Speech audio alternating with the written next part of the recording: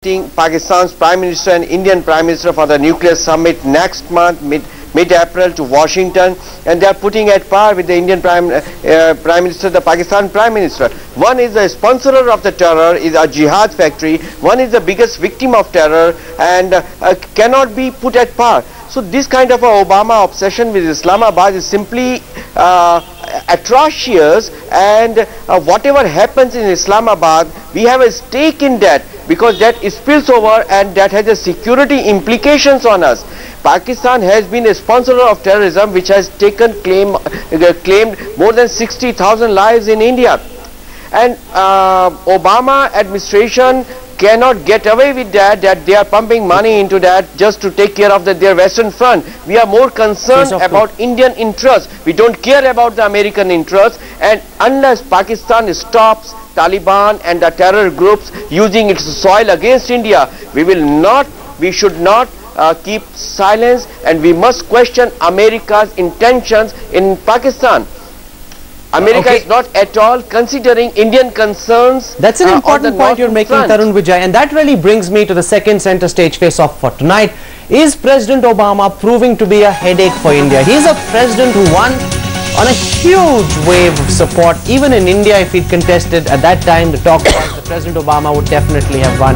Has he, in the first year of his administration, proven to be a major headache? Because one of the big achievements, Professor Pant, with George W. Bush was that we succeeded in getting America to de-hyphenate India and Pakistan. With President Obama, that hyphen seems to have come back on. Yes, I think there's a major disconnect between the present Indian leadership and Obama. I think the Obama has come as a huge disappointment to Indians. And I think the point which Tarun was making in the earlier face-off spills over into this one. I think this whole debate that even the Obama administration even considering a deal which may not go through the Senate and all still is a matter of concern for India, because it's a smoke screen. It derails India's primary concern about the terror attacks in India or stability in Pakistan. And for a government that keeps tom-tomming as one of its major achievements the fantastic relationship between India and the United States, this is indeed a big embarrassment. I want to put this question to Abhishek Manu Singhvi of the Congress Party. Dr. Singhvi, the Prime Minister says Americans and Indians are great friends, and now we're seeing President Obama considering the possibility of having a similar nuclear deal with Pakistan. The BJP is alleging that America is betraying India, and this is a failure of the friendship your government is so proud of. I think we are really tilting at windmills, and we are having an opposition party which, for want of having any other issue, is literally going after every non-existent issue. First of all, today we have absolutely no credible information, either from the government of India or the government of US or the government of Pakistan, that a parallel 1-2-3 between US and Pakistan is on the anvil. Number two, we have no text, no details of such an agreement. An actual agreement, assuming, and I'm not at all accepting it, assuming it is in the background, could be something totally different from the 1-2-3 which we've had. Remember, there are about 10, 12, many countries with which USA has 1-2-3 agreements, and a lot of them are different. The one between US and China is different from the one between US and Japan and between US and India. We don't have those terms. Thirdly, India has been singled out as a responsible power, and we have an excellent agreement, and we have to first see the merits of that.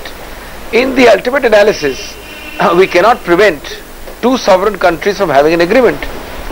But the fact of the matter, Abhishek Manu Singhvi, the fact of the matter is the one big success of having George W. Bush as president was the de-hyphenation of India and Pakistan. Under President Obama, that hyphen seems to have come back on very strongly, favoring Pakistan and going against India's interests. As I said, you are again assuming that a 1-2-3 between Pakistan and US is on the anvil. I don't know which 1-2-3 we are talking about. Just because some stray press report has come, is the government of India or a political party supposed to react? How can you possibly do that? And a 1-2-3 may be proposed by Pakistan, it may be not agreed to by US, it may be negotiated for 6 years between US and Pakistan, it may have terms totally different. So how do you start? You can't just simply give a blanket kind of a reaction saying a 1-2-3 which we have read from press reports is a failure of Indian diplomatic policy qua US. But it isn't. It's not as simplistic as just this particular deal and the media reports in the United States and in Pakistan about the possibility of this deal coming through. It's also about American stand on the NPT, Obama's consistent stand on the anti-outsourcing debate, the good Taliban, the bad Taliban distinction, the various interviews that Obama has been giving on Kashmir. And to Time magazine he said, I wonder why India keeps wanting to mess on Kashmir, which is a potential tar pit diplomatically. Those were his words. And also the special envoy for Kashmir raising the larger issue, as Professor Pant says, about the failure of Indian diplomacy. But I want to go back now to Islamabad.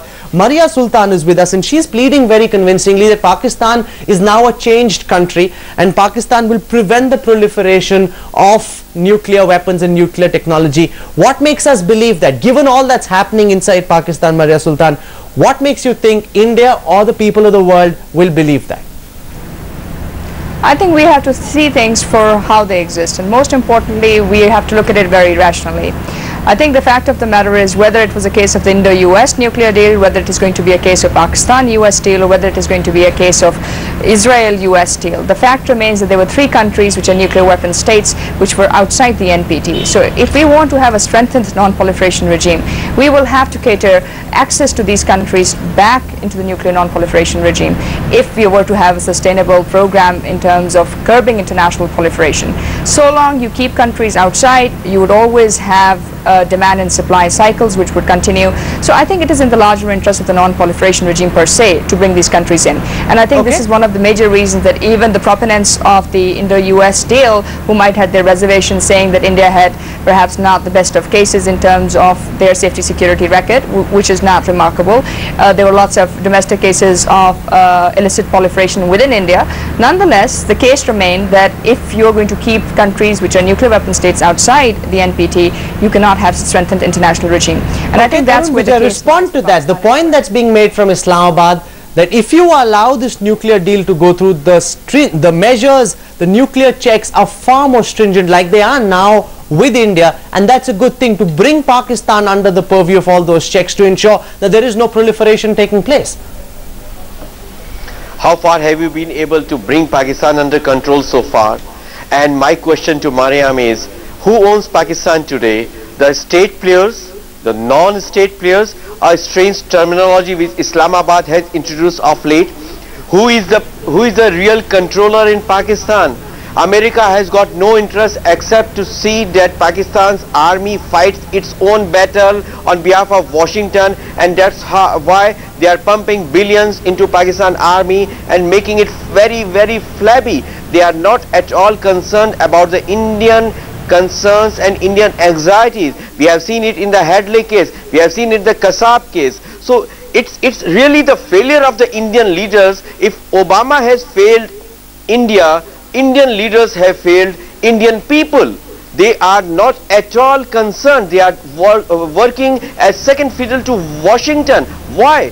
Why are they so much under pressure? And I'm really worried when Prime Minister Manmohan Singh goes to Washington next month. Will he be really acting such as in a spineless manner on CTBT and NPT? He must assure the country respond to that. The growing sense in several quarters that India is not standing up to the United States. That time and again India is being bullied, and India, in an attempt to appease Washington, is really allowing Washington to dictate terms, and that's a one-sided, unfair relationship.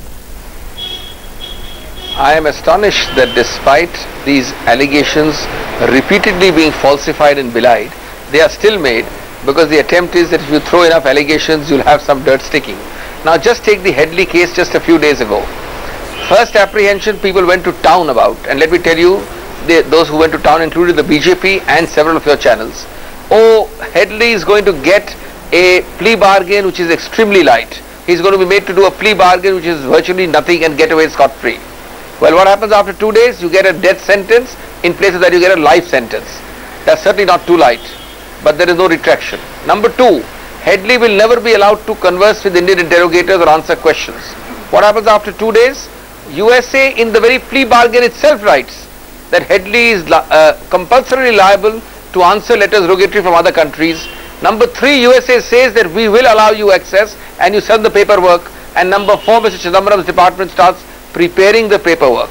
So every allegation on this Headley issue in the last 4 days has been belied, and we are now in a good position to at least get information from him. As you know, if a man is convicted or under sentence in one country for an offence, he cannot be extradited. If in India I commit an offence and I am in Indian jail, I would not be extradited abroad. That's basic rule. But yet the BJP and the whole part of the media went to town saying we've completely blackened our face in Headley. Now consider the 1, 2, 3. The BJP government spent 4 years out of the six-year term trying to do a similar 1, 2, 3. It never worked out when Mr. Jaswant Singh and Talbot tangoed for about 4 years. It then took us another 2 to 3 years to actually consummate something which is a public interest. How do you propose that Pakistan will overnight do in 1 month or 2 weeks or 10 days what it took 6 years to India to do? And how do you assume that Pakistan is considered a responsible nuclear state within 1 month for the USA to do it on the basis of press reports?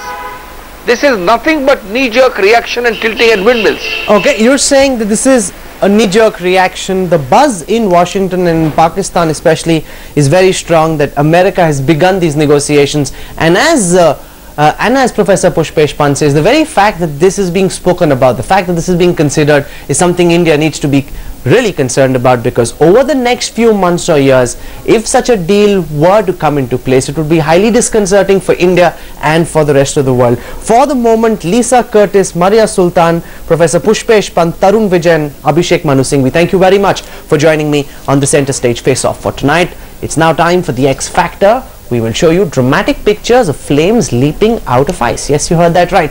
Here you can